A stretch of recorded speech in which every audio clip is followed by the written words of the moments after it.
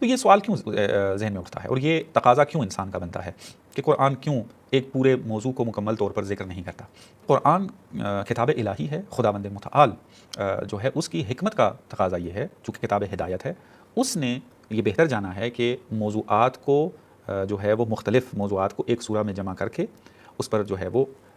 پیغام کو جو ہے انسانیت کو، انسان کو جو ہے وہ پیغام دے۔ اعوذ باللہ من الشیطان الرجیم، بسم اللہ الرحمن الرحیم، الحمدللہ رب العالمین۔ ناظرین، معمولاً وہ افراد کے جو مسلمان نہیں ہیں اور قرآن کی تلاوت کر رہے ہیں، اسٹڈی کر رہے ہیں یا کرنا چاہتے ہیں، ان کے ذہن میں ایک سوال اٹھتا ہے اور وہ سوال پوچھتے بھی ہیں۔ لائیو سٹریم جو ہماری ہوتی ہیں اسلامک اویکننگ چینل کے اوپر، وہاں پر بہت سارے افراد آئے کہ جو چاہتے ہیں کہ قرآن کی تلاوت کریں اور حقائق سے آشنا ہوں، تو ان کے ذہن میں یہ سوال اٹھتا ہے کہ قرآن جب ہم پڑھنا شروع کرتے ہیں تو قرآن ایک موضوع کو شروع کرتا ہے لیکن اس کو مکمل نہیں کرتا۔ مثلاً اگر اس جہان کے بارے میں کوئی بات کی ہے، زمین کے بارے میں کوئی بات ہو رہی ہے، چاند کے بارے میں کوئی بات ہو رہی ہے، یا اس طرح کی مثلاً انفاق کی اگر بات ہو رہی ہے اور باقی موضوعات جتنے بھی ہیں، تو چند آیات میں گفتگو ہوتی ہے، اس کے بعد پھر ایک نیا موضوع شروع ہو جاتا ہے۔ تو اب نیا بندہ جو ہے وہ یہ سمجھتا ہے کہ قرآن کے اندر کوئی مشکل موجود ہے۔ اس کی توقع یہ ہوتی ہے کہ قرآن اگر ایک موضوع شروع کر رہا ہے تو اس موضوع کو مکمل کرے، تمام آیات کو وہاں پر لے کر آئے، پھر اس کے بعد جو ہے دوسرے موضوع کو شروع کرے۔ تو یہ سوال کیوں ذہن میں اٹھتا ہے اور یہ تقاضا کیوں انسان کا بنتا ہے کہ قرآن کیوں ایک پورے موضوع کو مکمل طور پر ذکر نہیں کرتا؟ اس کی وجہ یہ ہے کہ انسان نے مختلف علوم جو تدوین کیے ہیں، کتابیں لکھی ہیں، تو وہ ہمیشہ کسی نہ کسی ایک موضوع میں ہوتی ہیں۔ مثلا اگر فزکس کی کتاب ہوگی تو فزکس سے متعلق تمام چیزیں اس کے اندر موجود ہوں گی، اور اگر کیمسٹری کی بات آ رہی ہوگی تو کیمسٹری کی الگ کتاب ہو کر اس کو مکمل کر دیا جائے گا۔ اسی طریقے سے باقی تاریخی کتابیں ہیں اور دوسری ہیں، الگ الگ موضوع ہیں، مکمل طور پر بیان کیا جاتا ہے، باب بندی کی جاتی ہے، فصل بندی کی جاتی ہے، پہلی فصل میں یہ، دوسری فصل میں یہ، تیسری فصل میں یہ، اس طریقے سے بیان کیا۔ تو ہمارا ذہن چونکہ مانوس ہو چکا ہے اس ترتیب سے، تو جب وہ قرآن کو جا کر تلاوت کرتا ہے تو اس کا وہ یہ سمجھتا ہے چونکہ قرآن کتاب ہے اور ہم کتابوں کو اس طریقے سے سمجھتے ہیں کہ وہ اس طرح فصل بندی کے ساتھ چلتا ہے، تو قرآن بھی اسی طریقے سے ہوگا، تو وہ آتے ہیں تو اس طریقے کی وہ ترتیب نہیں ہوتی۔ تو پھر سوال کرتے ہیں کہ ایسا کیوں ہے؟ تو جواب اس کا یہ ہے کہ قرآن کتاب الہی ہے، خداوند متعال جو ہے اس کی حکمت کا تقاضا یہ ہے، چونکہ کتاب ہدایت ہے، اس نے یہ بہتر جانا ہے کہ موضوعات کو جو ہے وہ مختلف موضوعات کو ایک سورہ میں جمع کر کے اس پر جو ہے وہ پیغام کو جو ہے انسانیت کو، انسان کو جو ہے وہ پیغام دے۔ یعنی اس کو کہتے ہیں کہ ہم اس میں مختلف موضوعات کو بیان کیا گیا ہے، ایک سورہ کے اندر تنوع پائی جاتی ہے۔ لیکن اس کا مطلب یہ نہیں ہے کہ قرآن کا جو یہ مختلف موضوعات کے اوپر گفتگو کرنا ایک سورت کے اندر، یہ اس کے نقص کی علامت ہے، نہ، بلکہ خدا کی حکمت کا تقاضا ہے کہ قرآن کو اس طریقے سے بیان کریں۔ اور آج ہم دیکھتے ہیں کہ قرآن جو ہمارے ہاتھ میں موجود ہے، جس ترتیب سے موجود ہے، جو محققین ہیں اور مسلمان نہیں ہیں قرآن کے اوپر جب ریسرچ کرتے ہیں، قرآن کے اس نظم کو دیکھ کر اس کا اعتراف کر لیتے ہیں کہ یہ کتاب بہت بہترین ہے۔ ہاں، ابتدائی نظر میں انسان کے ذہن میں سوال اٹھتا ہے، جیسے ہر انسان کے ذہن میں سوال اٹھ رہا ہے کہ کیوں فصل فصل گفتگو نہیں ہوئی، ایک موضوع کو مکمل کیوں نہیں کیا گیا۔ لیکن جب انسان ریسرچ کرتا ہے، بلاغت کی اصولوں، چونکہ قرآن عربی میں ہے، بلاغت کے اصولوں کو جاننا شروع کرتا ہے، جب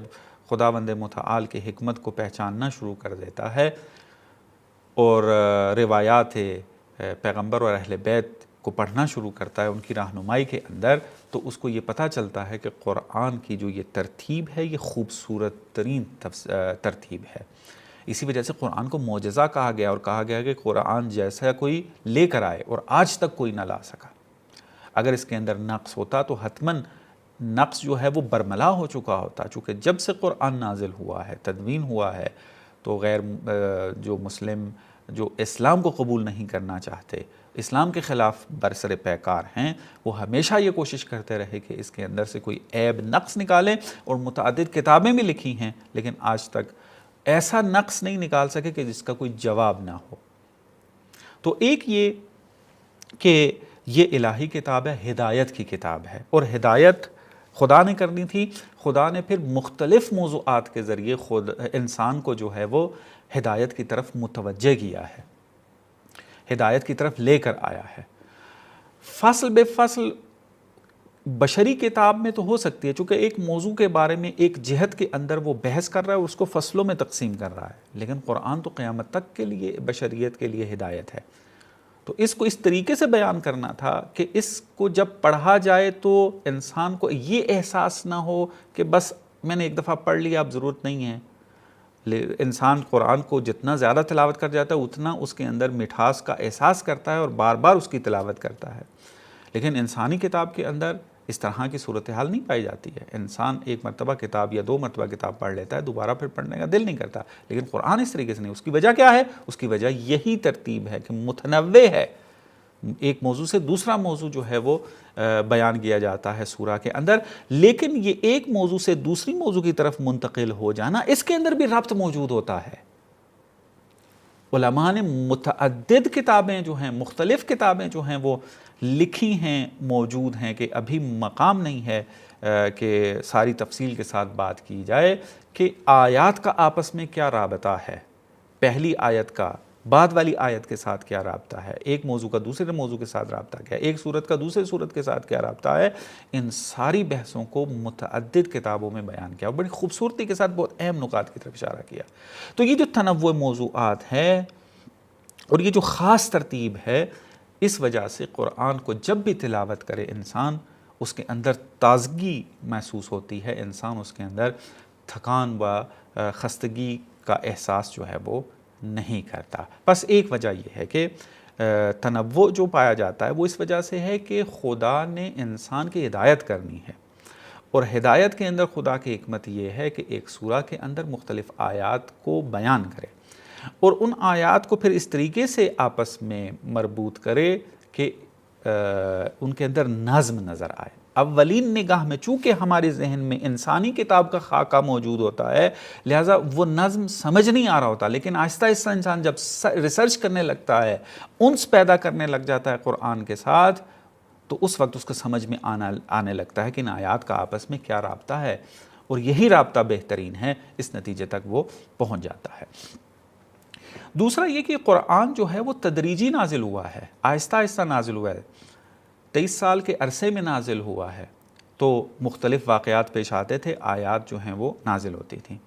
تو ان کا زمانہ مختلف تھا نزول کا، تو قرآن کو پھر جمع کیا گیا، تو پھر ایک آیت جو ہے وہ مثلا جنگ بدر میں نازل ہوئی ہے، ایک آیت جو ہے وہ کسی اور واقعے کے اندر نازل ہوئی ہے، ایک کسی اور واقعے کے اندر جو ہے وہ نازل ہوئی ہے، تو پھر بعد میں خداوند متعال کے حکمت کے تحت پیغمبر اکرم صلی اللہ علیہ وآلہ وسلم نے اس قرآن کو اس ترتیب سے جو ہے وہ جمع کر دیا۔ تو اس وجہ سے قرآن کے ایک فصل بے فصل جو ہے وہ نہیں ہے، چونکہ کسی انسان کی جو ہے کتابت نہیں ہے، بلکہ خدا نے جو ہے اس کو نازل کیا ہے، اور یہ نزول بھی جو تھا وہ آہستہ آہستہ نازل ہوا، جیسے جیسے حکمت الہی کا تقاضا تھا آیات نازل ہوتی تھیں۔ بہت ساری آیات کا شان نزول ہے اور بہت ساری آیات کا شان نزول نہیں ہے، ہدایت کے لیے وہ آیات جو نازل ہوئی ہے، کہ علوم قرآن سے مربوط یہ بحثیں ہیں کہ یہاں پر اس کو بیان کرنے کی ضرورت نہیں ہے۔ بس ایک وجہ یہ ہے کہ قرآن تدریجی طور پر نازل ہوا ہے، آہستہ آہستہ نازل ہوا ہے، ایک ہی وقت میں یہ جو ہے وہ نازل نہیں ہوا، اس اعتبار سے بھی موضوعات میں تنوع پایا جاتا ہے اور فصل بے فصل نہیں ہے۔ پھر ایک اعتراض یہ کیا جاتا ہے کہ ادھورا چھوڑ دیا جاتا ہے موضوع کو نا۔ قرآن کو اگر انسان صحیح طریقے سے پڑھے تو قرآن جس نقطے کی طرف اشارہ کرنا چاہتا ہے، اس نقطے کے لیے اس موضوع کو جتنا بیان کرنا ہے خدا اس کو مکمل بیان کرتا ہے، یعنی وہ مطلب واضح ہو چکا ہوتا ہے. مثلا اگر میراث کی بات ہو رہی ہے تو میراث کی مکمل بات کی جائے گی. یہ نہیں ہے کہ میراث کی ایک بات کر دی پھر بعد میں بات نہیں کی ہے. یا اگر جنگ کے حوالے سے کوئی شرط بیان کی جا رہی ہے, کوئی حکم بیان کیا جا رہا ہے, تو وہ شرط اور اس کا حکم جو ہے اس کو وہاں پر بیان کر دیا جاتا ہے اسی فضا کے اندر رہ کر. اس کو ناقص نہیں چھوڑا جاتا. ایسا نہیں ہے کہ شرط بیان کر دی, حکم بیان نہیں کیا, حکم کہیں اور بیان کیا. نہ, شرط اور حکم اکٹھا جو ہے وہ بیان کر دیا جاتا ہے. تو یہ کہنا کہ موضوع ادھورا ہے, وہ موضوع ادھورا چھوڑا جاتا ہے. اس کی وجہ کیا ہے, کیوں یہ کہتے ہیں؟ اس کی وجہ یہ ہے کہ ہمارے ذہن میں کیا ہے, یہ ہے کہ جس طرح انسان جو ہے وہ اگر میٹر کے بارے میں بات پڑھنا چاہتا ہے تو ایک خاص کتاب ہے, سارا اس کے اندر میٹر مل جاتا ہے. تو یہاں تو اس طریقے سے ایک جگہ پر نہیں مل رہا, تو اس وجہ سے وہ کہتا ہے یہ ادھورا ہے. نہ, ادھورا نہیں ہے. ادھورا آپ تب کہیں کہ جب ہدف یہ تھا کہ ایک موضوع کے متعلق جتنے بھی احکام یہاں پر بیان کرنے ہیں لیکن بیان نہیں کیے گئے. اصل ہدف یہ نہیں تھا. ہدف یہ تھا کہ انسان کو ہدایت دینی ہے مختلف طریقوں سے, اور قرآن نے وہ بہترین انداز میں ہدایت کی ہے, اور وہ ترتیب خوبصورت ہمارے پاس اس وقت موجود ہے. اور دوسری یہ بات, یہ جو افراد چاہتے ہیں بالآخر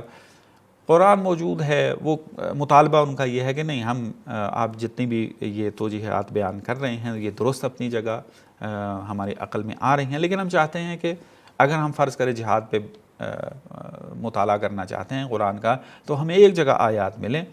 تو اس کا بندوبست بھی جو ہے وہ علماء نے کیا ہوا ہے. تفسیر موضوعی کے نام سے بہت ساری کتابیں لکھی گئی ہیں. تفسیر موضوعی آپ لائبریریوں میں جا کر دیکھ سکتے ہیں, جہاں پر یہ مسلمان کتابیں بیچتے ہیں, کتاب فروشی کی دکانیں ہیں, وہاں پر بھی جا کر دیکھ سکتے ہیں کہ موضوعی کتابیں جو ہیں, تفسیر موضوعی کے عنوان سے کتابیں آپ کو مل جائیں گی, کہ جہاں پر ایک موضوع کو محور بنا کر اس کے متعلق جتنی بھی آیات ہیں ذکر کر کے تفسیر بیان کی جا رہی ہوتی ہے, اس پر تبصرہ کیا جا رہا ہوتا ہے, اس کے اندر اسلام کی نگاہ کو استخراج کیا جا رہا ہوتا ہے. مثلا یہی آیات جہاد, آیات کو جمع کیا جاتا ہے, پھر ان کو آپس میں ربط دیا جاتا ہے, اور پھر ایک نتیجے تک پہنچا جاتا ہے کہ جہاد کے بارے میں قرآن کا کیا نظریہ ہے اور کیا شرائط ہیں جہاد کی, لڑنے کی, جنگ کرنے کی. تو وہ کام ہوا ہے. مثلا آیات جہاد, یا مثلا آپ کا جہاد در قرآن, گوگل کے اندر بھی آپ لکھیں تو میرا خیال میں کافی کام ہوا ہے کہ آپ کو ایک ہی موضوع میں منظم طور پر تمام آیات یا اکثر آیات جو ہے وہ مل جائیں گی. مثلا جہاد قرآن کی نظر میں, اسی طریقے سے آپ میراث قرآن کی نظر میں, توحید قرآن کی نظر میں, تو اس طرح سے لکھیں تو آیات جو ہیں وہ آ جاتی ہیں, تو مطالعہ کرنا جو ہے وہ آسان ہو جائے. بس یہ اعتراض اور سوال نہیں بنتا قرآن پر کہ قرآن نے ایک ہی جگہ ہر چیز کو جو ہے وہ ہر تمام احکام کو جو ہے بیان نہیں کیا. اس کی وجہ آپ کی خدمت میں بیان کر دی. میرے خیال میں اتنا کافی ہے. قرآن کی تلاوت ضرور کریں جو غیر مسلم تحقیق کرنا چاہتے ہیں, اور کیسے مطالعہ کریں, آپ کے سوالات چونکہ آئے تھے اس لیے یہ مطالب بیان کیے, اور لائیو سٹریم کے اندر بھی پوچھا گیا تھا 1-2 مرتبہ, اور وہاں پر بھی انہی مطالب کو جو ہے وہ بیان کیا تھا. اس درس میں جو ہے وہ ذرا منظم طور پہ بیان کر دیا ہے. انشاءاللہ استفادہ کریں گے آپ, اور مزید بھی اگر آپ کو سوال ہو, ابہام ہو یا اعتراض بنتا ہو تو آپ کے کومنٹس کے منتظر ہیں, آپ اس کے اندر بیان کر سکتے ہیں, اور پھر انشاءاللہ ان ابہامات کو یا ان سوالات کو حل کرنے کی کوشش کریں گے, اور آپ تک قانع کنندہ جواب پہنچانے کی کوشش کریں گے. یہ ہماری طرف سے جو بھی ہو سکا کوشش سے دریغ جو ہے وہ نہیں کریں گے. والسلام علیکم ورحمۃ اللہ وبرکاتہ.